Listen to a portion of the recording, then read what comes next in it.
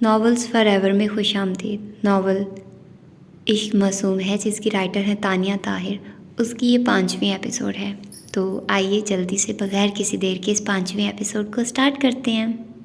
आलिया ने कुछ शॉपिंग करनी थी, तभी उसने अंशा से कहा कि वो उसके साथ बाजार चले। वो शख्स बेटे पर बेदरीग उड़ाता था, सोचता ही नहीं था ये 25 लाख हैं, 25 रुपए नहीं। तो वो उसकी बीवी थी, पूरा हक रखती थी। आलिया और अंश बाहर गए तो नताशा भी सदाम के पीछे हटपट के। सदाम, मुझे लगता है ज़ार की वाइफ दुनिया की खुशनसीब तरीन लड़की होगी।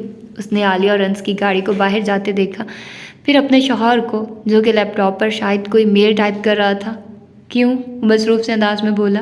क्योंकि उसका शौहर बेहद अट्रैक्टिव, हैंडसम और अमीर, और जहाँ तक मेरा ख्याल है रोमांटिक भी है। नताशा के कहने पर सदाम हंस पड़ा। तुम ज़्यादा ही ज़ार को जज कर रही हो, उसने नॉर्मली कहा। नताशा चुप हो गई। वो वाकई ज़ार में काफ़ी इंटरेस्ट ले रही थी।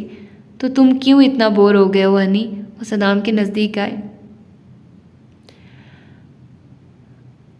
अब से कुछ रात पहले तुमने मेरे बुलाने पर टका सा जवाब दिया था और अब तुम मुझे बोर होने का ताना मार रही हो, वो उसे याद दिलाते हुए बोला। तो नताशा उससे दूर हो गई। मुझे भी शॉपिंग पर जाना है, आंटी शॉपिंग पर गई हुई हैं, नताशा मुंह बनाकर बोली और उसके हाथ से लैपटॉप खींच लिया। सदाम ने गहरा सांस भरा। अच्छा चलो ऐसा करो, ऐना को भी बुला लो, अगर उसे किसी चीज़ की ज़रूरत हो, वो बोला। तो नताशा मुस्कुराई। तुम्हारी बहन को कुछ नहीं चाहिए, वो मायने खेजी से मुस्कुराई। सदाम वॉशरूम में चला गया, वरना वो इस बारे में लाजमी उससे सवाल करता। सदाम और नताशा भी कुछ देर में चले गए तो घर में सिर्फ ज़ार, ऐना और अफीन रह गए। अफीन सो चुकी थी। ज़ार अपने मखसूस ट्राउज़र शर्ट में रूम से बाहर निकला। सकीना, उसने आवाज़ लगाई। ऐना ने कमरे में से ये आवाज़ सुन ली थी। आंसू साफ करके वो अपनी जगह से उठी और अपने रूम का दरवाज़ा खोलकर ज़ार को देखने लगी, जिसकी पुश्त थी उसकी जानिब। वो चौड़े शानों वाला मजबूत मर्द उसकी एक नहीं सुन रहा था। मेरी पैकिंग कर दो और थोड़े से मोटे कपड़े भी रख देना।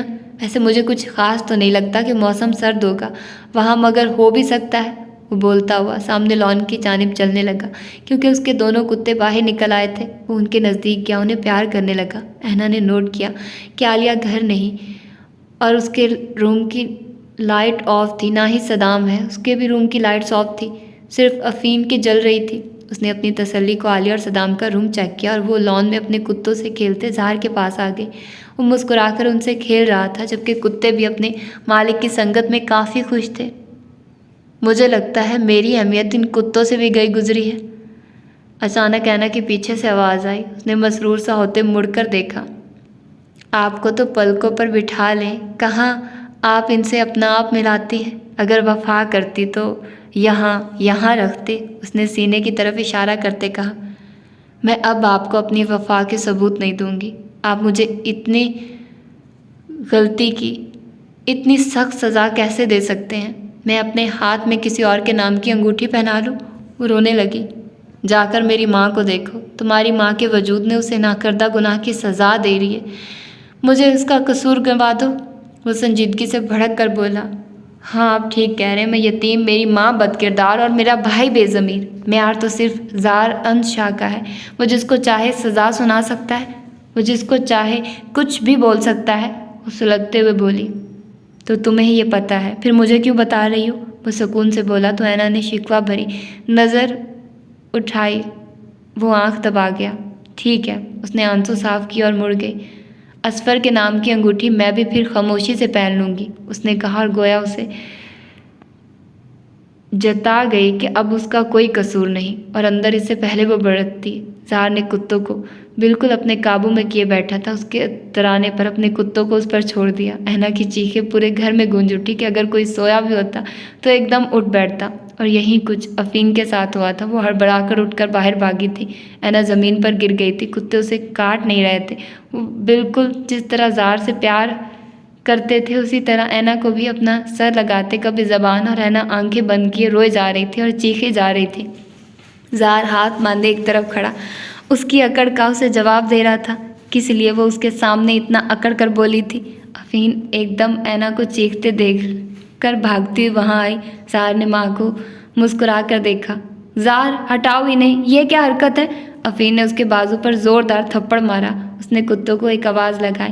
वो अब जार के पाँव में मचलने लगे। ऐना के सांस फूल गए थे। जबकि दुपट्टा समेटती वो जार को खौफजदा नज़रों से देखती अफीन के पास भागी। अफीन एकदम उसके अपने पास आने पर हैरान हुई थी। वो अफीन के सीने से लगकर रोने लगी थी। उसका दिल खौफ से फटने को था। ओ हेलो यतीमो, तुम्हारी वो मनहूस माँ जिंदा है। उसके गले लगकर धाड़े मारना, मेरी माँ से दूर रहो। जार, अफीन ने गुस्से से एक और थप्पड़ लगाने लगी थी। उससे ऐना दूर हो गई और दूर होते नफ़ी में सारे लाते हुए भाग गई अपने कमरे में। जबकि जार हंसता हुआ अपने कुत्तों की पीठ सुलाने लगा, गोया शाबाशी दी हो। जार, ये क्या हरकत थी? अफीन के गुस्सा आने लगा। वो लड़का दिन ब दिन पागल हो रहा था। मैंने कुछ नहीं किया। जब मैं बात नहीं करता तो क्यों आई वो मिसनी यतीम? जार, अफीन ने गुस्से से उसे देखा। जवान जहान बेटे को मार रही हैं, तुफ है आप पे। वो नफ़ी में सर हिलाता अपने कुत्तों को बांध आया, क्योंकि अफीन भी डरती थी। जार के लबों से मुस्कान ही नहीं हट रही थी। बस उसे ऐना पर प्यार आने लगा, बेसाख्ता, मालूम नहीं क्यों। अफीन गुस्से में उसे घूर रही थी। अभी तो मैं अपने शेरों को ऐसी माँ पर छोड़ दूंगा, नोच नोच कर उसकी विकटे चमड़ी खाएंगे, तब जाकर कहीं सुकून पड़ेगा। और तुम्हारे बाप का क्या होगा? अफीन दांत पीस कर देखने लगी। वो हमारे पास आ जाएंगे। जार ने शाने अचकाए। जार, बच्चे नहीं हो तुम, कैसी हरकतें कर रहे हो? और कब मैंने इजाज़त दी है तो क्यों टॉर्चर कर रहे हो उन सबको? और है ना, वो डरी सहमी लड़की है। इतनी भी डरी सहमी नहीं। जार ने सर झटका। अब वो अपनी माँ को बताएगी और तुम्हारा बाप तुम पर खफा होगा। अफीन को फिक्र होने लगी। ओहो मॉम, डोंट वरी, वो नहीं बताएगी। ऐसी एक कमरे में बांध दूंगा ये कुत्ते। तुम ऐसा करो, मेरे कमरे में बांध दो इन मनहूसों को। अफीन गुस्से से चीखी। जार का कहका बुलंद हुआ। नहीं, मुझे पता है आप डरती हैं, उसने कहा और माँ का हाथ थामकर कमरे में चला गया। फिर वो अफीन की डांट खाता रहा, यहाँ तक कि अफीन को नींद आने लगी। मुसलसल 2 घंटे की डांट डपट के बाद वो थक कर सो गई तो जार उसके पास से उठ गया। वो जानता था घर पर कोई नहीं, तभी ऐना का दरवाज़ा खोलना चाहा मगर वो लॉक था। ओहो एटीट्यूड, जार बोला और फिर वो लॉन की खिड़की से ऐना के रूम की खिड़की में उतर गया। वो दूसरी तरफ बालकनी में खड़ी रो रही थी। अंदर आते ही जार पर अलग ही मसरूरियत छा रही थी। उसके कमरे में फूलों की महक थी।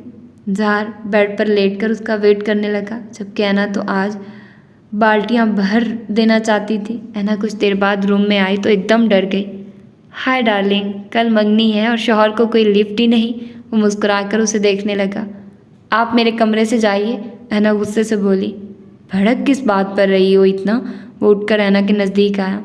मैं अब आपकी ये गुंडागर्दी नहीं चलने दूंगी। आपने मुझे खिलौना समझ लिया है। ऐना फिर से रोने लगी। हाँ, जिसके साथ खेलना मेरा पसंदीदा मशगला है। वो एक आंख भर फिर से दबा गया। ऐना ने दोनों हाथों में चेहरा छुपा लिया और फूट फूट कर रो दी। जार ने उसके इर्द गिर्द बाजू बांध लिए और उसका सर अपने सीने से लगा लिया। ऐना ने उसे दूर धकेला। जाइए आप यहाँ से, आपको सिर्फ तब मज़ा आता है जब मैं तकलीफ़ में होती हूँ। आप तो जा रहे हैं कल लंदन, वो भड़क कर बोली। वैसे तो मैं तुम्हें जवाब दे नहीं हूँ, मगर फिर भी ये सिर्फ एक बिजनेस टूर है। उसने शाने अचकाए और बेड पर बैठकर उसका खफा खफा चेहरा देखने लगा। झूठ, सरासर झूठ, जानबूझकर सिर्फ एंजॉय करने जा रहे हैं ताकि मुझे और भी ज़्यादा तकलीफ़ हो। वो भड़की। जार मुस्कुरा दिया। लो तुम भी चल लो, अच्छे से हनीमून मना कर आएंगे। वो आंख दबाकर बोला। सर आपको एहसास भी है कल क्या होने वाला है? किसी और का हक मुझ पर बन जाएगा। सर आप इस तरह क्यों कर रहे हैं? मेरी एक गलती की इतनी ख़तरनाक सज़ा मत दें। तुम्हें किसने कहा है मेरे चांद मंगनी करो? तोड़ दो, इनकार कर दो, कह दो तुम सिर्फ जार की हो सबके सामने। मैं तुम्हें देखना फिर आंखों पर बिठा दूंगा तो कहना जार झूठा था। उसके गाल को सहलाता बोला। ऐना खामोश हो गई। उसके आंसू हलक में अड़ गए थे। जार मुस्कुरा दिया। नहीं कर सकती तुम ऐसा, क्योंकि तुम्हें अपनी माँ की परवाह है। फिर मुझसे ऐसी तवक्को क्यों कर रही हो? जो औरत मेरी माँ की ज़िंदगी में सौतन बनकर आई, उसकी बेटी को कबूल करूं, उसकी बेटी को सांसों में बसा लूं, उन्होंने रोज़ दिल में उतार लूं, चाहत से छूं, मोहब्बत से उससे भी दीवाना कर दूं। मध्यम आवाज़ में बोलता वो बहकने की हद पर था। उसके चेहरे पर अभी झुकता है कि आयना ने उसके सीने पर हाथ रखकर उसे दूर किया। ज़ार मध्यम सा मुस्कुरा दिया। कल तो चला जाऊंगा, आज थोड़ा सा रहम करो मुझ पर। वो मज़े से लेट गया और तकिया खींचकर सर के नीचे लगाकर वो सुकून से उसे देखने लगा। आप सिर्फ ये चाहते हैं मैं आपके पीछे ख्वार होती रहूं। परफेक्ट। वो एक आंख दबाता उसे सुलगाता बोला। ऐना ने आंसू साफ किया और इस्बात में सर हिलाया। ठीक है। वो चुप हो गई, उसकी तरफ से पीठ मोड़ ली। जब तुम नाराज़ होती हो और अट्रैक्ट करती हो, कोई पूछे नाराज़ ही क्यों हो मुझसे, मासूम ने किया ही क्या है। वो ऐना के घने बालों से खेलने लगा। ऐना वाज़े महसूस कर सकती थी मगर मुड़ी नहीं। उसके अंदर जो फिक्र थी, जो तकलीफ़ थी, उससे ज़ार को परवाह भी क्या थी। वो अब अपनी मर्ज़ी पर उतर रहा था। ऐना जल्दी से उससे दूर हुई। ज़ार ने तीखी नज़रों से उसे घूरा, फिर मुस्कुरा दिया। ये कौन सिखा रहा है तुम्हें? ऐसे रूप में तो और दिलकश लग रही हो। मुझसे बचती बचाती, खफा करती, गुस्सा करती। वो बोला जबकि ऐना ने गहरा सांस भरा। अभी सब आ जाएंगे, आप चले जाइए, वो आहिस्तगी से बोली। ज़ार उठा और उसके नज़दीक आ गया और उसकी तरफ चलता जा रहा था जबकि ऐना पीछे हटने लगी। वो सर झुकाए कदम दूर कर रही थी। तो तुम मंगनी कर लोगी, इस हाथ में किसी और के नाम की अंगूठी पहनूंगी? वो गहरे लहजे में बोलता उसका हाथ थाम गया। ऐना जानती थी वो सिर्फ उसे हल्कान कर रहा है, उसे जिच कर देना चाहता, उसे तकलीफ़ में रखना चाहता है। उसने हाथ खींच लिया, आंखें फिर से भीग गई। हाँ कर लूँगी, आप जाइए लंदन, उसने ज़रा गुस्से से कहा। तो ज़ार उसकी जानिब देखने लगा। मुझसे बेवफाई करोगी? वो संजीदगी से पूछ रहा था। ऐना की सांस ही थम गई। तो कबूल कर लें, बता दे सबको, वो तड़प कर बोली। कभी नहीं, ज़ार ज़िद में बोला। क्यों? वो फट पड़ी। ज़ार ने गौर से उसकी तरफ देखा।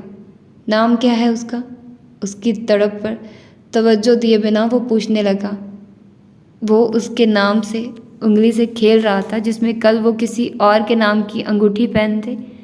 ऐना ने दूसरे हाथ से आंसू साफ किए, अपना हाथ उसके हाथों से आज़ाद किया।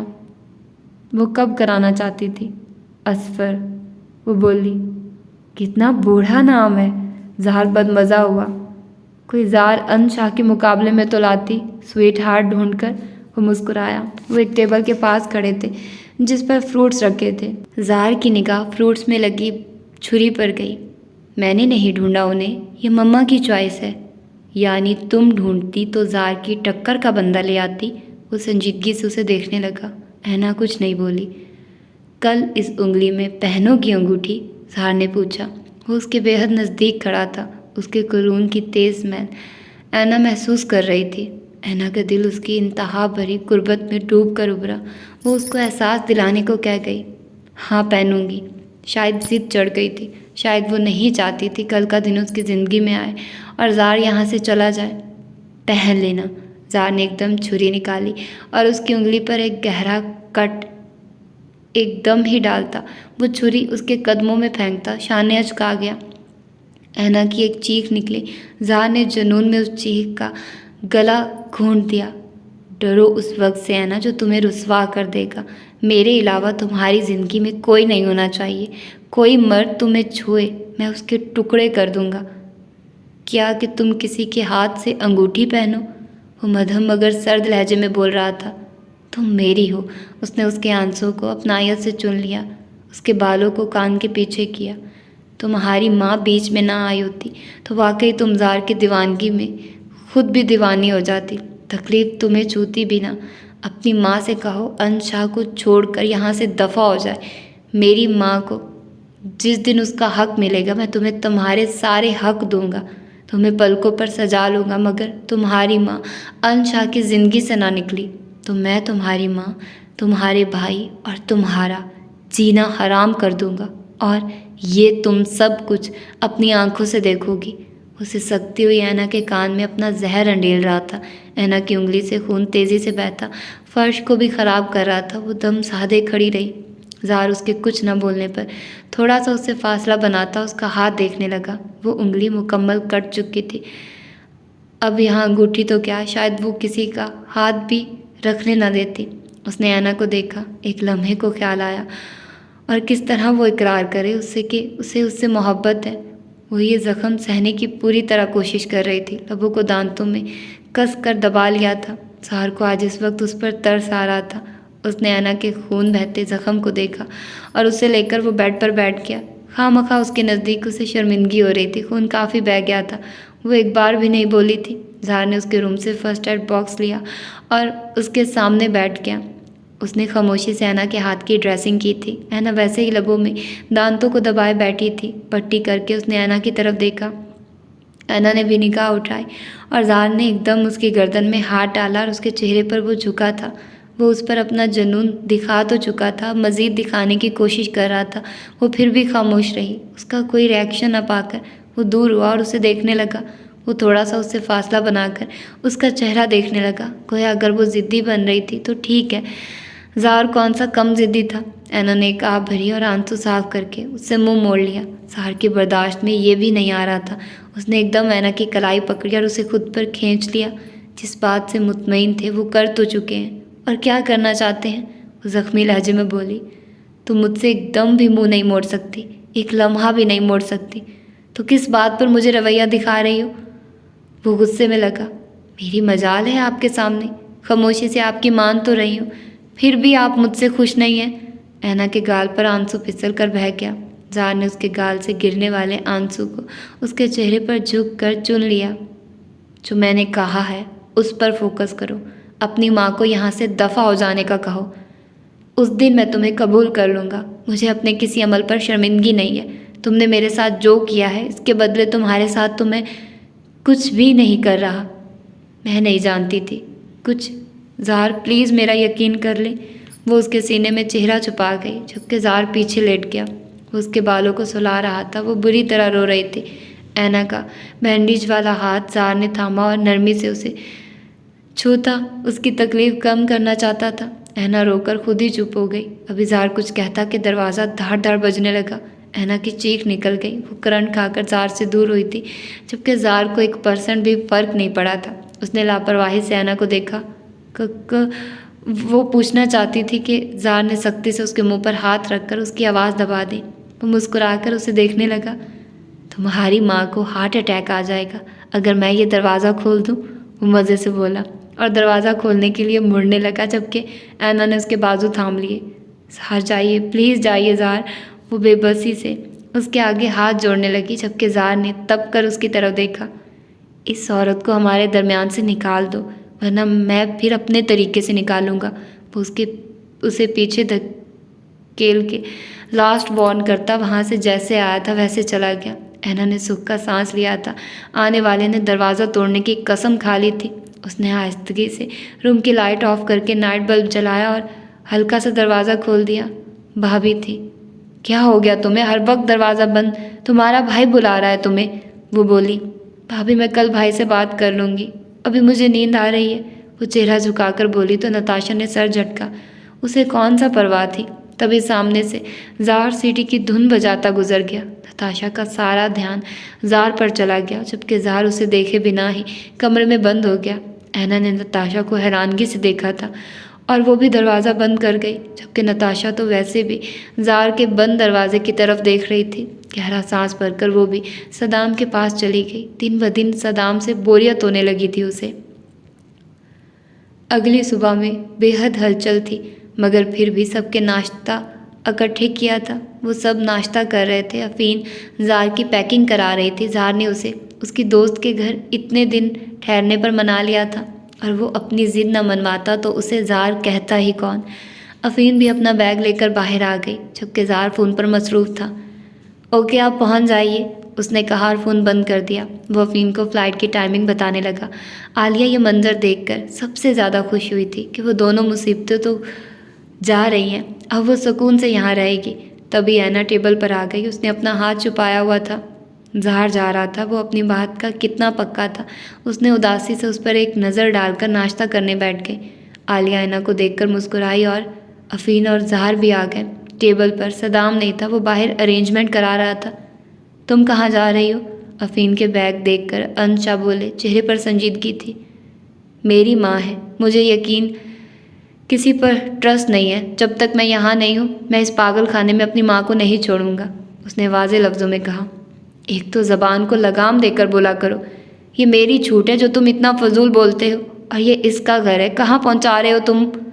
अंशा गुस्से से बोले, वाकई ये मेरी माँ का ही घर है और वो ही यहाँ की मालिक है, लेकिन सोचे बैठा तो फजूल ख्वाब है उसका। और अब से अहम बात, मम्मा बोर हो जाएंगी तभी आसी आंटी के घर जा रही हैं। ये तुम्हारे दिमाग का मसला है, अपने घर में कोई बोर नहीं होता। कहीं नहीं जाओगी तुम? अंश भड़के। ज़ार ने ज़रा मुस्कुराकर जताती नज़र आलिया के सर चेहरे पर डाली। अफ़ीन ने अपना बैग रख दिया। मैं ज़ार को यही समझा रही थी मगर मानता नहीं ये लड़का, अफ़ीन ने कहा। फिर मुझे जल्दी आना पड़ेगा मम्मा आपकी वजह से, वो आजिज़ आकर बोला। Shut up. अंशा को उसकी ये हरकत बहुत बुरी लग रही थी। ज़ार ने मुस्कुराकर शाने अचका दिए। ओके, वो मुस्कुरा दिया। आलिया से लुकमा उतारना मुश्किल हो गया था। कहाँ वो खुश हुई थी और कहाँ अंश ने कैसे उस पर हक जताते उसे रोक लिया था। नताशा ज़ार को देख रही थी जिसने दोबारा से सेलफोन निकाल लिया था, जबकि ऐना सर झुकाए बैठी थी। तुम नाश्ता क्यों नहीं कर रही? आलिया उस पर चीखी। सब उसे देखने लगे। नाश्ता करो, वो भड़की। ऐना सर हिलाकर नाश्ता करने लगी। बच्ची है, आराम से बात करो। मेरी बेटी है। आलिया ने आंखें पलटी। जैसे मर्जी बात करूं, वो तब कर बोली। तमीज़ से बात करो, बाप है वो मेरा, बदतमीज़ औरत। ज़ार ने सेलफोन पटका। ज़ार, अंश ने उसको घूरा। इस औरत में तमीज़, तहजीब, शक्लो सूरत कुछ भी नहीं है। पता नहीं किसी को अच्छा लग क्या गया आपको? वो भड़क कर उससे बदला लेता वहाँ से बाहर निकल गया। अंश ने गहरा सांस भरा। नया मुहाफ़िज़ वो खड़ा कर गया था। आलिया गुस्से से वहाँ से उठ गई और ऐना ज़ार को जाता हुआ देखने लगी। उसकी माँ की बहुत इज्जत थी मगर ऐना की माँ मनहूस, बद किरदार, बदतज़ीब औरत थी। वो खफकी से सर झटक गई। उसे ज़ार पर गुस्सा आने लगा था मगर वो असफ़र के नाम की अंगूठी पहन ही नहीं सकती थी। ऐना का दिल भी उचाट हो गया। वो भी वहाँ से उठ गई और कमरे में आकर ज़ार को लॉन में देखने लगी। वो ब्लैक पैंट, ब्लैक शर्ट में गॉगल्स लगाए खड़ा था और अचानक उसके एम्प्लॉय आने लगे जिसमें माही भी थी। यानी वो सच कह रहा था, उसका बिजनेस ट्रिप है। मगर वो माही क्यों जा रही थी? क्या ज़रूरत थी उसे जाने की? वो कैसे ज़ार के करीब खड़ी थी, ज़ार को देख रही थी। ज़ार उसकी सुन रहा था। ऐना की आंखें भीगी थी। ज़ार ने उन सबको गाड़ी में बैठने का कहा। ऐना आज दिल क्या उसे रोक ले, कहे मत जाए, मगर ऐसा नहीं हुआ। वो कुछ देर में वहाँ से चला गया। कितने दिन के लिए वो नहीं जानती थी, मगर वो उससे दूर चला गया था। फंक्शन का एहतमाम सदाम ने बहुत अच्छा किया था। वाइट और पिंक कॉम्बिनेशन के साथ पूरा लॉन बेहद हसीन लग रहा था। आलिया अंश से नाराज़ थी। ऐना तैयार हुई बेहद हसीन लग रही थी, ऊपर से सुर्ख नज़रें, उदासी, अफसुर्दगी ने उसे और भी दिलकश और हसीन बना दिया था। वो आई और असफर से कुछ फासले बनाकर बैठ गई। कुछ देर मंगनी की रस्म हुई तो असफर ने ऐना की अंगूठी पहनाने के लिए हाथ थामा, जबकि वहाँ सब खड़े दंग रह गए। ऐना की एंगेजमेंट फिंगर पर पट्टी बंधी हुई थी। ऐना, आलिया अचंभे से बेसाख्ता बोली। ऐना ने कुछ नहीं कहा। अरे ये क्या? एक औरत बोली। इस बात का तो कुछ और ही मतलब होता है। दूसरी औरत हंस पड़ी। कुछ नहीं होता, दूसरी उंगली में पहना दो बेटा, नहीद ने मध्यम सा मुस्कुरा कर कहा। तो ऐना के दूसरे हाथ में असफर ने ज़रा गुस्से से अंगूठी पहना दी। आलिया चुप खड़ी थी। उसने सारे दिन में बेटी के हाथ पर तवज्जो ही नहीं दी थी। मंगनी की रस्म से वो जल्दी ही उठ चुकी थी। बाहर फंक्शन चल रहा था, जबकि सीने में घुटन सी उठ रही थी। क्या वाकई उसे फ़र्क नहीं पड़ा? चलो ठीक है, वो अपना काम पूरा कर गया, मगर वो उसे यहाँ अकेली छोड़ गया। वो और कैसे उसे सदा देना चाहता है? वो कैसे मानेगा, जबकि वो मम्मा से वो बातें कैसे कहे कि वो अंशा से अलग हो जाएं? ये सब कैसे मुमकिन है? वो कुछ नहीं जानती थी। उसे लग रहा था बस रोना उसकी किस्मत पर बना हुआ था। उसने अपना चेहरा धोया, वो सब चीज़ें अपने इर्द गिर्द से हटाई, बल्कि नोच कर फेंका और वो वॉशरूम में वज़ू करने चली गई। वो वापस आया और नमाज़ पढ़ने लगी। दिल को कुछ सुकून भी हुआ था। अभी वो दुआ मांग कर उठी थी कि आलिया कमरे में दाखिल हुई और उसे देखकर एक पल को दंग रह गई। तुमने कपड़े क्यों बदले हैं? असफर तुमसे मिलना चाहता है, आलिया बोली तो ऐना ने बेजारी से अपनी माँ की तरफ देखा और बस सर हिला दिया। वो इनकार करती या कुछ भी कहती तो आलिया उस पर गुस्सा करती, तभी उसने सर हिला दिया। मगर आलिया उसके नज़दीक आई और उसने ऐना का बाजू जकड़ लिया, उसे घूर कर देखा। ऐना कुछ परेशान सी हो गई। तुम्हें तो मैं कुछ देर बाद बताती हूँ, उसने उसे झटक कर कहा और बाहर निकल गई। ऐना संभली क्योंकि आलिया के धकेलने से वो बेड पर गिर गई थी। वो उठकर खड़ी हो गई, उसके चेहरे के रंग उड़ गए थे। तभी कुछ ही देर में असफर कमरे में दाखिल हुआ। हाय, उसने कहा और उसके नज़दीक आ गया। ऐना की पेशानी पर पसीना सा फैल गया। वो असफर को अपने कमरे में बिल्कुल बर्दाश्त नहीं कर पा रही थी। हम बाहर चलते हैं, ऐना ने कहा तो असफर ने उसका बाजू थाम लिया। किस लिए? मैं और तुम मंगेतर हैं एक दूसरे के, हम एक दूसरे से अकेले में बातचीत कर सकते हैं, यहाँ कोई इख्तलाफ नहीं करेगा, डोंट वरी, वो नरमी से बोला। मगर मैं कंफर्टेबल नहीं हूँ। ऐना को रोना आने लगा था। चलो मैं तुम्हें कंफर्टेबल करता हूँ। वो ऐना को लिए बेड पर आया और उसे बिठाकर बिल्कुल उसके साथ बैठ गया। ऐना ने एकदम उससे फासला बना लिया। असफर ने उसको गौर से देखा। चोट कैसे लगी तुम्हारे हाथ में? असफर ने गहरा सांस खींचते हुए पूछा। छुरी लग गई थी, उसने कहा तो असफर ने ऐना का हाथ थाम लिया। ऐना अपना हाथ आज़ाद करना चाहती थी मगर गिरफ्त सख्त थी। बहुत खेल खेलते हैं लोग ऐसे, वो बोला और उसके हाथ पर बंधी पट्टी खोलने लगा। ये आप क्या कर रहे हैं? वो जल्दी से सटपटाकर बोली। मंगनी की अंगूठी जिस उंगली में पहनी जाती बिल्कुल उसी उंगली में पहना रहा हूँ, मगर मेरी उंगली में ज़ख्म है। उसने पट्टी खोल दी थी। एक बड़ा सारा निशान कटा हुआ था जो उसकी हथेली से उंगली पर था। ओह, असफर को गोया यकीन आ गया। मगर मुझे अच्छी नहीं लग रही ये अंगूठी, वो बोला। उंगली में अंगूठी देखने लगा। ऐना की उंगली में अंगूठी नहीं थी। असफर अजीब से अंदाज में मुस्कुरा दिया। कहाँ पर है? ऐना शर्मिंदगी से ड्रेसिंग की तरफ इशारा कर गई। असफर ने ड्रेसिंग पर से अंगूठी उठाई और ऐना के देखते देखते ज़बरदस्ती उसकी उस उंगली में जिसमें ज़ख्म था उसमें फंस दी। ऐना एकदम चिल्ला उठी। आह असफर, मुझे दर्द हो रहा है, निकालिए इसे। वो बुरी तरह रो दी। अब ये कभी नहीं निकले, भले तुम ज़ख्मी होती हो या नहीं, वो भड़क कर बोलता उसके गाल पर हाथ रख गया। ऐना ज़ख्म की तकलीफ़ से दोहरी होने लगी। असफर उसको तकलीफ़ से दोहरा होता बड़े प्यार से देखने लगा। ऐना ने उस उंगली से अंगूठी खींचने की कोशिश की मगर अंगूठी बेहद तंग थी। असफर हंस दिया। मैंने तंग ही बनवाई है, अब तुम ये कभी निकाल नहीं सकती। और बकिया रह गया ज़ख्म तो कुछ नहीं होता, बर्दाश्त कर लो। वो मुस्कुरा कर उठ गया। बाकी मुलाकात तुम्हें रोने धोने के ख़त्म होने के बाद करूँगा। और बात सुनो है ना मैं काफ़ी लिबरल इंसान हूँ, तो तुम्हें भी ये दुपट्टा ये हिजाबी लड़की बनने की ज़रूरत नहीं। कल मेरा एक दोस्त मंगनी की खुशी में पार्टी दे रहा है, रात में लेने आऊँगा। आंटी से बात कर चुका हूँ, उन्हें एतराज़ नहीं, और ड्रेस तुम्हारा भी भेज दूँगा। वो मुस्कुरा कर कहता उसके गाल को एक बार फिर से छूता वहाँ से चला गया। ऐना की उंगली से खून बह रहा था। उसने जल्दी से वॉशरूम की राह ली और पानी के नीचे अपनी हथेली करती वो अंगूठी निकालने चाहती थी मगर अंगूठी निकल नहीं रही थी। वो फूट फूट कर रो दी। ये सब क्या है, क्या है ये सब? वो खुद से ही सवाल करने लगी थी। है ना? अचानक उसे आलिया की आवाज़ आई। वो बहते खून की परवाह किए बिना टावल लेकर बाहर निकली। वो मम्मा को देखना चाहती थी कि असफर ने उसके साथ क्या किया है। वो सुर्ख आंखों से बाहर निकली मगर जैसे ही वो बाहर निकली वैसे ही आलिया ने उसके चेहरे पर थप्पड़ बरसाने शुरू कर दिए। ऐना एकदम ज़मीन पर जा गिरी। किसने काटा है तुम्हारा ये हाथ? तुमने मेरी इज्जत 2 कौड़ी की कर दी। बाहर औरतों ने बातें बना बना कर मेरा बुरा हाल कर दिया है। मुझे बेइज्जत करके रख दिया। तुम जानती हो है ना मेरे लिए कितना कीमती है मेरा इज्जत नफ्स।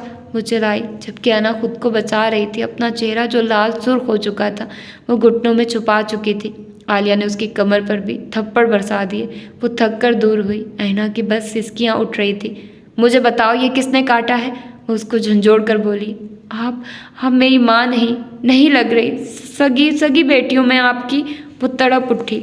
नहीं मगर मुझे लगता है तुम मुझे सौतेली माँ समझती हो। वो गुस्से से चिल्लाई। मुझसे खुद कट गई, ऐना बेबसी से बोली। आलिया ने उसका हाथ पकड़ा और उसमें फंसी अंगूठी देखकर मुस्कुरा दी। बहुत अच्छा किया, बहुत अच्छा, वो बोली। ऐना खौफज़दा नज़रों से आलिया की तरफ देख रही थी और फिर आलिया ने ऐना को देखा। मुझे सब इल्म है ना, मंगनी के वक्त तुम्हारी उंगली का कट जाना, ये मंगनी के दिन कट जाना, सब समझ आ रही है मुझे। मैंने तुमसे इस मंगनी से पहले पूछा था कि तुम कहीं करना चाहती हो, तुमने मुझे नहीं बताया। अब तुम बिल्कुल इस अंगूठी की तरह फंस चुकी हो। मैं तुम्हें इस रिश्ते से आज़ाद होने नहीं दूंगी। उसे खूनख्वार नज़रों से देखने लगी। ऐना के गाल पर आंसू फिसल कर गर्दन में चला गया। आलिया खामोश हो गई। एक बात तो बताओ, ये ज़ार से तुम्हारी बातचीत होती है? वो ज़रा तशवीशी नज़रों से उसे देखने लगी। ऐना ने एकदम सर नफ़ी में हिला दिया। वो मुझसे क्यों बात करेंगे? वो एकदम बोली तो आलिया ने सर इस्पात में हिलाया। ठीक है, और वो तुमसे बोले भी ना, अच्छा ही है तुम्हारे हक में, वो कहकर उठी और चली गई। ऐना उसके जाते कदम देख रही थी। वो वाकई उसकी माँ थी। वो यूं ही बैठी रह गई। सदाम पूरे दिन से शाम में इतना मसरूफ़ था, ऐना से बात करने का भी वक्त नहीं मिला। वो कमरे से जाने लगा कि नताशा ने रोक लिया। अभी तो तुम नहीद बीबी के घर से आए हो सदाम? वो वहाँ शगन का सामान रखवाने गया था। यार ऐना से कब से नहीं मिला, वो ज़रा थका थका सा बोला, जबकि नताशा ने उसका हाथ थाम लिया। तुम थके थके लग रहे हो। उसने उसके चेहरे पर हाथ रखा। सदाम को भी शायद इस वक्त उसकी ज़रूरत थी। उसका साथ खुद ब खुद दरवाजे पर से हट गया, जबकि नताशा ने रूम की लाइट्स ऑफ कर दी। फंक्शन तुम्हारी पसंद का हो गया? अंश ने मुस्कुराकर पूछा। आलिया अपने जेवरात देख रही थी। हाँ, हो जाता अगर मेरे बच्चे अकल को हाथ लगाकर कुछ मेरी मर्जी का होने देते। भला सदाम को ज़रूरत थी जब फंक्शन आप कर सकते थे। वो गुस्से से बोली। तुम्हें खुश हो जाना चाहिए, तुम्हारा बेटा स्टेबल हो रहा है यार, मगर मेरा शौहर प्रॉपर स्टेबल है। वो सर झटक कर बोली, जबकि अंश ने नफ़ी में सर हिला दिया। अचानक अंश का फ़ोन बजने लगा। आलिया कुछ बोलते बोलते रुक गई। और सुनाओ मेरे सुल्तान, अंश की मुस्कुराहट बता रही थी ज़ार की कॉल है। बड़े दिनों बाद इस एजाज़ से बख्शा यार आपने, यानी मुझे आपसे दूर रहना चाहिए, तब आपको मेरी कदर होगी। देखो इतने दूर बैठकर मुझ पर तंज ना मारो। अंश ने नफ़ी में सर हिलाया। अच्छा ये बताइए मेरी माँ कहाँ है? आपने उनका ख्याल रखा कि अपनी बीवी के पास है? ज़ार, अंश को उसकी बात पसंद नहीं आई।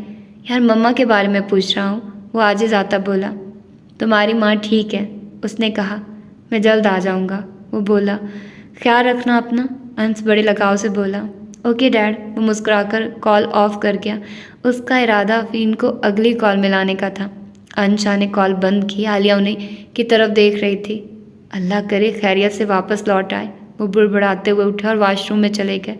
अल्लाह करे मर जाए मनहूस। आलिया का बस नहीं चला, ज़ार को खुद ही घुस कर मार दे। उसने अपनी ज्वेलरी टेबल पर फेंक दी।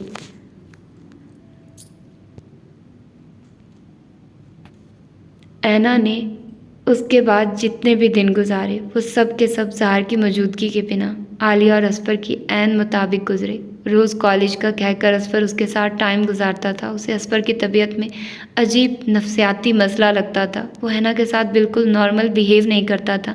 ऐना उसकी मौजूदगी में बेचैन सी, बेकल सी, बेहद डरी सहमी रहती थी। वो उसकी मंगनी की अंगूठी से खेलता था, जैसे ऐना की आह सुनकर उसे चैन मुयस्सर आता हो। फिर वो मुस्कुरा देता था। इन दिनों में वो ऐना को डिनर पर भी लेकर गया, और डिनर पर ऐना ने तो कुछ नहीं खाया, अलबत्ता वो सुकून से खाता था। और जिस दिन वो पार्टी में उसकी पसंद का लिबास पहन कर गई, ऐना के रोंगटे से खड़े हो गए। वो ड्रिंक करता था और उसने ऐना को भी ड्रिंक करने की ऑफ़र की। ऐना वहाँ से भाग कर निकल आई थी, मगर असफर पीछे पीछे आ गया। वहाँ उसने उससे सॉरी किया कि वो बस दोस्तों के साथ ऐसे ही फ्री हो गया था, वरना वो ड्रिंक नहीं करता। जबकि ऐना को 1% भी यकीन नहीं आया था। सच कहा जाता तो ऐना का दम निकलने को था। एक एक पल उसने ज़ार के लौटने की दुआ की थी। वो उसके सीने से लगकर बेहद रोना चाहती थी। वो उसके आगे हाथ जोड़ना चाहती थी कि वो कबूल कर ले। वो नहीं कर सकती थी, वो नहीं सह सकती थी ये सब। मगर ज़ार तो हफ्ते गुजर जाने पर भी नहीं आया। एक सुबह अंश ने अफीन से पूछा कि ज़ार से राब्ता हुआ है, तो ऐना के कान खड़े हो गए। शायद वो लौटने वाला है, मगर अफीन ने बताया कि उसे अभी मज़ीद 2 हफ्ते लगेंगे। ऐना बस थम गई थी। और इसी तरह असफर भी रोज़ आता था। घर आने के बाद भी असफर की ज़िद थी कि ऐना उससे बात करे। अगर ऐना पढ़ाई की या मसरूफियत की कोई बात कहती तो असफर आलिया को कॉल कर देता। और इन 2 हफ्तों में आलिया को तो शायद यकीन हो चला था वो उसकी बेटी नहीं, वो उस पर किसी भी वक्त हाथ छोड़ देती। ऐना को इल्म नहीं था कि माहौल उस पर यूँ तंग कर दिया जाएगा, और किसकी वजह से तंग हो रहा था। वो फ़कत एक शख्स था, और वो ज़ार था। वो उसका इंतज़ार कर कर के जब थक गई तो खामोश हो गई। उसने हालात के धारे पर खुद को छोड़ दिया। नोट सामने रखे वो अपना काम उतार रही थी कि सदाम सामने से अंदर दाखिल होने लगा। उसने ऐना को महीने बाद देखा था। वो शर्मिंदगी से उसके नज़दीक आया। उसके चेहरे पर 2 नीले निशान देखकर वो एकदम उसकी तरफ बढ़ा था। क्या हुआ है ना? सदाम आजकल अपने बिजनेस में बेहद मसरूफ़ हो चुका था, तभी ऐना पर ध्यान नहीं दिया। कुछ नहीं भाई, बस काम कर रही हूँ। मैं तुम्हारे चेहरे पर निशान का पूछ रहा हूँ, वो ज़रा संजीदगी से बोला। मैंने मम्मा से ये कहा था कि पेपर्स की वजह से मैं असफर के साथ जा नहीं सकती, तो मम्मा ने मुझे कहा कि जाना है, पेपर्स होते रहेंगे, रिश्तों पर ध्यान दो। मैंने थोड़ी सी बात की तो उन्होंने गुस्से से थप्पड़ मार दिए। मगर भाई ये सब तो बहुत पहले से हो रहा है, वो मदम मुस्कुराहट के साथ बोली तो सदाम का खून खौल गया। खुद पर शिद्दत से गुस्सा चढ़ा कि वो इतना लापरवाह है। वो ऐना को वहीं छोड़कर आलिया के रूम में आ गया। आलिया शायद कहीं जा रही थी, कपड़े निकाल रही थी। मम्मा आपने ऐना को मारा है? वो कड़क लहजे में सवाल कर रहा था। ये तुम्हें ऐना ने बताया है? वो भी गुस्से में बोली, जबकि सदाम हैरानगी से उनकी तरफ देखने लगा। मम्मा आप ऐसा कैसे कर सकती हैं? उसके पेपर्स होने वाले हैं, अगर वो असफर के साथ नहीं जाना चाहेगी तो क्या हो जाएगा? वो गुस्से से बोला। सदाम देखो, तुम शादीशुदा हो तो तुम अपनी शादी पर, फिर कम से कम अपने बच्चे पर ध्यान दो। 4 साल शादी को हो गए हैं। मैं तुम्हारी वजह से सदाम मुँह बंद कर चुकी हूँ, मगर इसका मतलब ये नहीं है कि मुझे ये ख्याल नहीं तुम्हारी औलाद नहीं है। तुम अपने ऊपर ध्यान दो, ऐना के मामले से दूर रहो। मैं उसका भाई हूँ और वो मेरी ज़िंदगी का मसला है, वो गुस्से से बोला। तो ऐना की ज़िंदगी तुम्हारा मसला नहीं, और माँ हूँ मैं। गुस्से में कुछ कह दिया तो तुम मेरे सामने सवाल जवाब करोगे। आलिया ने कपड़े फेंके। मम्मा उसके मुंह पर निशान बने हुए हैं, वो भड़का। आलिया ने सर झटक दिया। सदाम गुस्से से खौलता हुआ वहाँ से निकला। ऐना टपटपाती नज़रों से उसे देखने लगी। सदाम को लग रहा था वो इस वक्त दुनिया का शायद सबसे बुरा भाई है। बहन से 1 महीने से लापरवाह रहा था। भाई मैं यहाँ नहीं रहना चाहती, ये घर अजियत की जगह बन गया है। प्लीज़ हम बाबा के घर चलते हैं भाई। वो उसके सीने से लगी रोने लगी। हाँ चलते हैं, उठो अभी जाएंगे हम यहाँ से। सदाम ने दांत पीसते हुए उसके सर पर हाथ रखा। पहली बार जिंदगी में माँ पर शदीद गुस्सा आ रहा था। वो इतनी खुदगर्ज और बेहिस हो चुकी थी। सच कह रहे हैं, वो एकदम खुशी से खिल उठी। बिल्कुल सच गुड़िया, मैं माफ़ी चाहता हूँ। मैं बिजनेस के चक्रों में तुम्हें भुला गया। अब तुम्हारे भाई के बाजू में इतनी ताकत है कि वो तुम्हें बहुत अच्छा खिला सके। वो मध्यम सा मुस्कुराया। अगर मेरा भाई मुझे बस रोटी भी दे तो मुझे कोई शिकवा नहीं, लेकिन भाई इस जहन्नुम में हम नहीं रहेंगे। वो बोली नहीं, सिसकी थी। जबकि सदाम ने उसे अपना सामान पैक करने का कहा। ऐना के लिए ये इतने अरसे में खुशी के लम्हात थे। सदाम जबकि नताशा के पास आ गया, वो शायद अपनी माँ की तरफ जाने के लिए तैयार हो रही थी। हम घर जा रहे हैं, सामान पैक कर लो, वो बोला। किसके घर? नताशा एकदम पलटी। जो मेरा घर है, सदाम ने कहा तो नताशा ने उसे घूर कर देखा। तुम्हारा मतलब वो माचिस की डिब्बी? मैंने तो बिल्कुल नहीं जाऊंगी। अल्लाह अल्लाह करके इतना स्टैंडर्ड हुआ है, फिर से मैं उस घर में चली जाऊं? वो सोफे पर बैठ गई। मैं चाहिए हूँ तुम्हें या ये स्टैंडर्ड? कम से कम 4 साल बाद मुझे स्टैंडर्ड ज़्यादा अजीज़ है। सदाम मेरी तरफ देखो, तुम्हारे इस एक सेहिन 3 कमरे और बरामदे वाले घर में चली जाऊँ इस कांच के महल से निकल कर? वो अपने गुस्से से बोली। सदाम हैरानगी से उसकी शक्ल देखता रह गया। मेरे बिना यहाँ कैसे रहोगी? वो पूछ बैठा। तुम मेरे साथ रहोगी, किसने कहा है तुम्हें? हम जाएंगे। और हम क्यों जाएंगे यार? वो उसे समझाने लगी। मैं अपने घर जा रहा हूँ, तुमने मेरे साथ चलना है या नहीं? उसका हाथ चटकता गुस्से से बोला। नहीं। नताशा ने 2 टोक उसके मुंह पर मारी थी बात। सदाम बिना कुछ कहे अपने कपड़े बैग में भरने लगा। सदाम पागल हो गए हो? क्यों जाएं हम वहाँ? हम खुश हैं यहाँ, वो बोली। मेरी बहन खुश नहीं है। हाँ, मैं एक लम्हा भी ज़ाया नहीं करूँगा और यहाँ नहीं रहूँगा। तुम्हें चलना है मेरे साथ तो चलो। मैं नहीं जाऊँगी। क्यों जाऊँ मैं उस शानदार घर से? तुम्हें हो क्या गया है? ये ऐना होती कौन है? Shut up. सदाम घर आया। नताशा ने यह गुस्सा पहली बार देखा था। मेरी बहन के मुतल्लिक एक लफ्ज़ ना बोलना। गैरत हो तो मेरे घर के दरवाजे, लालची औरत तुम्हारे लिए फिर भी खुले हैं, वो भड़क कर कहता वहाँ से चला गया। जबकि नताशा वहीं खड़ी रह गई। वो बाहर आया। ऐना पहले से उसकी मुंतजिर थी। नताशा भी दौड़कर उसके पीछे आई। नताशा और ऐना की नज़रें मिली। ऐना एक लम्हे के लिए शर्मिंदा हो गई। वो कैसे अपने भाई का घर बर्बाद कर सकती थी? भाई भाभी हमारे साथ नहीं जाएंगी? वो सवाल करने लगी। इस औरत की आंखों पर लालच की पट्टी बन चुकी है तो सोने के महल में रहे। वो भड़क कर कहता ऐना का हाथ थाम कर बाहर निकलने लगा कि आलिया हैरानगी से उन दोनों को देखकर पुकार उठी। कहाँ जा रहे हो तुम दोनों? वो कड़क लहजे में बोली। अपने घर। ऐना तो कुछ नहीं बोली। सदाम बोला, ये तुमने लगाई है आग इसके अंदर? ऐना को घूरते हुए आलिया उसकी तरफ बढ़ी। मम्मा क्या हो गया है आपको? सदाम ने उसका हाथ पकड़कर ऐना से दूर किया। असफर पर कितना बुरा इंप्रेशन पड़ेगा ये सोच भी आ रही है तुम दोनों के दिमागों में? बना बनाया रिश्ता ख़त्म हो जाएगा। चाह क्या रहे हो तुम दोनों? वो गुस्से से पूछने लगी। मम्मा असफर पर कैसा इंप्रेशन जाता है कैसा नहीं, इस बात का बिल्कुल कोई फ़ायदा नहीं है। असफर अगर ऐना में इंटरेस्टेड है और उसे क्या फ़र्क पड़ता है ऐना अपनी माँ के शौहर के घर में रहे या अपने बाप के। और जब तक आपको रियलाइज़ नहीं होगा, ये जब तक ऐना सेटिस्फाइड नहीं होगी यहाँ नहीं आएगी। आप लोगों ने आना हो तो आप हमारे घर आ सकते हैं। वो नताशा पर एक आखिरी कड़क निगाह डालकर ऐना का हाथ थामता वहाँ से निकल गया। वो अपनी गाड़ी में सवार हुए। छोटी थी, हाँ, ज़ार की प्राडो के मुकाबले तो बहुत ही छोटी थी, मगर उनकी थी। वो दोनों वहाँ से निकल गए। आलिया चुपचाप खड़ी रह गई। नताशा दूसरी तरफ आलिया को देखने लगी। आपकी बेटी ने मेरा घर बर्बाद करने का तहैया कर लिया है। न जाने किससे आशिकी लड़ाकर अपनी मंगनी से तो खुश नहीं है, ऊपर से मेरी शादी ख़त्म करवाने पर तुली है। अपने बेटे से कहिए लौट आइए, क्योंकि मैं यहाँ से कहीं नहीं जाने वाली। वो भड़क कर आलिया को देखती वहाँ से खुद भी बाहर निकल गई, क्योंकि उसने अपनी माँ के घर जाना था। आलिया को नए सिरे से तब चढ़ी ऐना पर। अभी वो पढ़ती ही कि अफीन मुस्कुराती हुई कमरे से निकली। वो सकीना को आवाज़ें देने लगी। आलिया उसे देख रही थी। अब इसे कौन सा ख़जाना मिल गया जो इतना खुश है, उसने दिल में सोचा। खैरियत, आप तो आज बहुत खुश लग रही हैं। आलिया मसनूई मुस्कुराहट लिए उसे देखने लगी।